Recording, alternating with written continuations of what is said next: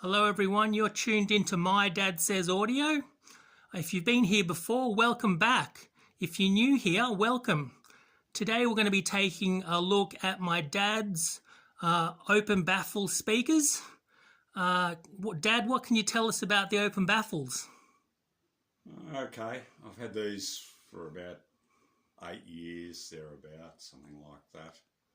I guess you could sort of say that these carry on from the work from Gilbert Briggs in the late 50s, early 60s. With he had he designed an open baffle loudspeaker. I think there were two versions of it, using sand-filled baffles, which is interesting, and they're an open baffle design because he was friends with Mr. Walker of quad fame, and he thought he'd design an open baffle loudspeaker that had some similarities with the quad 57 electrostatics. Quite obviously, one's a moving coil, one's electrostatic, so it's not entirely the same, but both of them work on the principle of being a dipole, i.e. that sound radiates out from the rear and also the front. These aren't a commercial product. If you want a pair, you had to build them. I think the base driver is no longer available, which is the Visaton BGS. I should also mention that this is based on, or largely based on, the Visaton no box loudspeaker. As you can see, we've turned one around so you can see the rear of it. So you get to see everything that's actually going on. As you can see, they're constructed from 1 inch furniture grade plywood, and even though I'll show you in a minute, even though you possibly think that box is quite live sounding, I find subjectively that's incredibly difficult to hear. Matter of fact, I'd say, me personally, I don't think I can hear it. They're quite, for the size and everything of them, they're actually quite light and stiff in terms of the box itself. It uses 3 drivers. The tweeter was not in the original design of the Visaton no box. I've actually added that. Uses Visaton BGS 40, which I believe is a professional bass guitar loudspeaker, or that was the application that it was initially designed for. And then it uses the B200, Visaton B200, which is designed as an 8-inch full range driver. But I guess in this design, it's used more along the lines of a mid-range driver, although I'd say the band of frequencies that it handles is actually much wider than the traditional mid-range driver would be. Crosses over at 250 Hertz with a 12 dB crossover for both the bass driver and the B200 full range driver. So the B200 or the full range driver actually handles the vast bulk of what you hear. What I'm particularly pleased with these is how well integrated the full range driver is in with the bass driver. I can't pick the actual crossover point per se. It all sounds very well integrated as far as that goes. When I built them, I could have bought, there was a pre-made crossover for them that Visaton released. I had a bit of a look at it and decided that no, I wanted to build my own. So as you can see, I've turned these around and I'll just show you some of the details that I've that I've done with this crossover. I had to change a few things.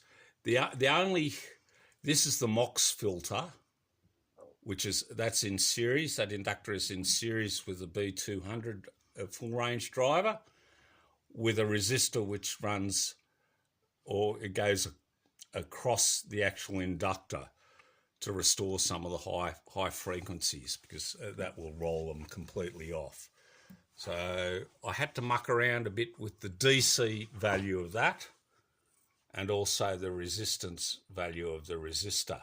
Another notable feature, if you look in here, there's a toroidal inductor, and that's actually for the base driver, because it's quite a large inductor that's wound on an iron dust inductor. It was the biggest one I could find. I think it's 13.3 millihenries was the value. It was quite a large inductor, so I thought, I'm not going to buy something off the shelf. I've got Tortec in Australia who are toroidal experts, I guess you'd say, to actually custom wind that for us. They claim that these are about 90 dB. I would sort of tend to disagree with them on that. I think they're closer to 91, 92 dB. Doesn't take a hell of a lot to drive them. They give you... people ask you, oh, what do they sound like? It's a bit like if you've heard panel loudspeakers.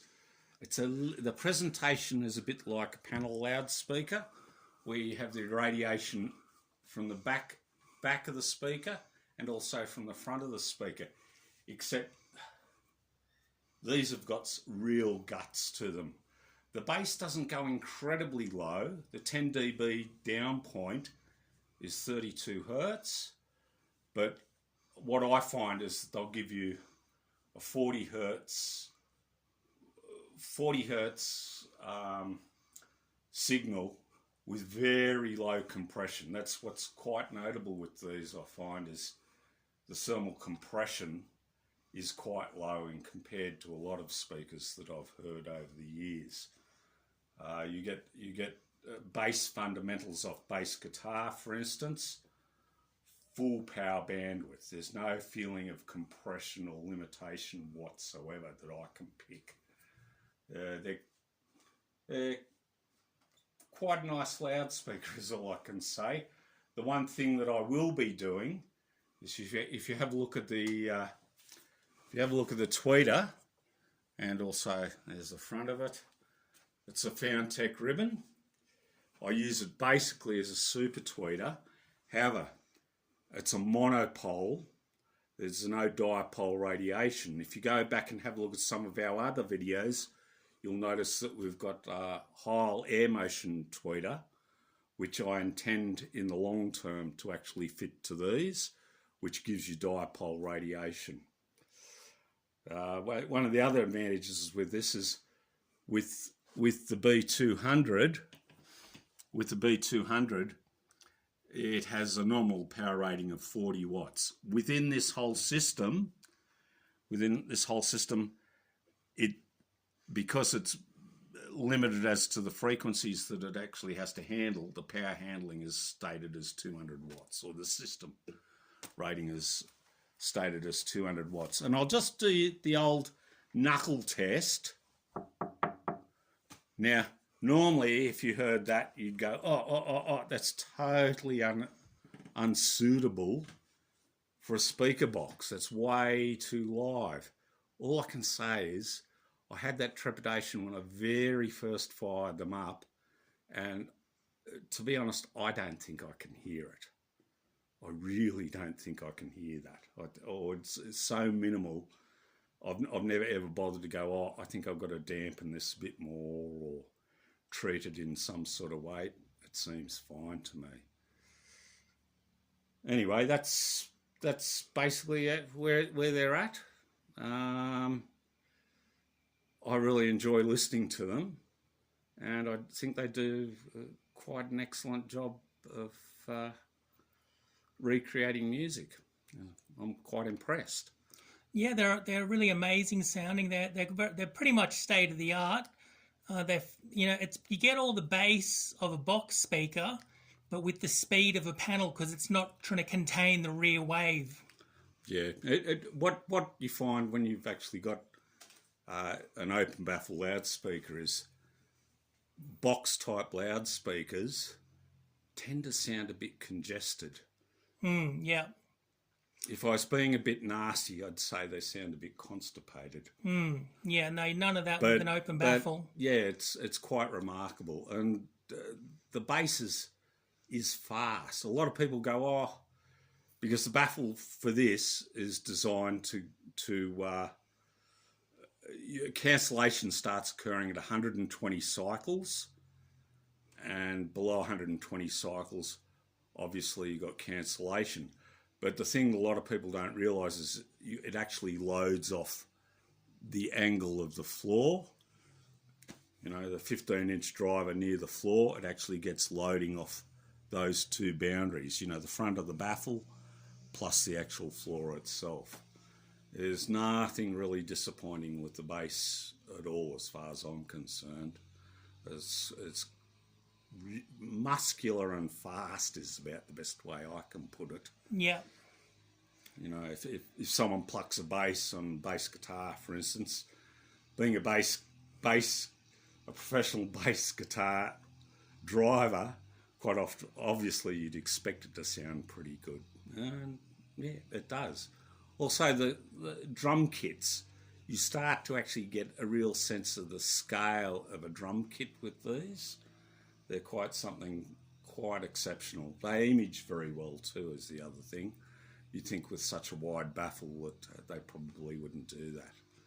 But yeah, they tick a lot of boxes the right way, is how I would put it.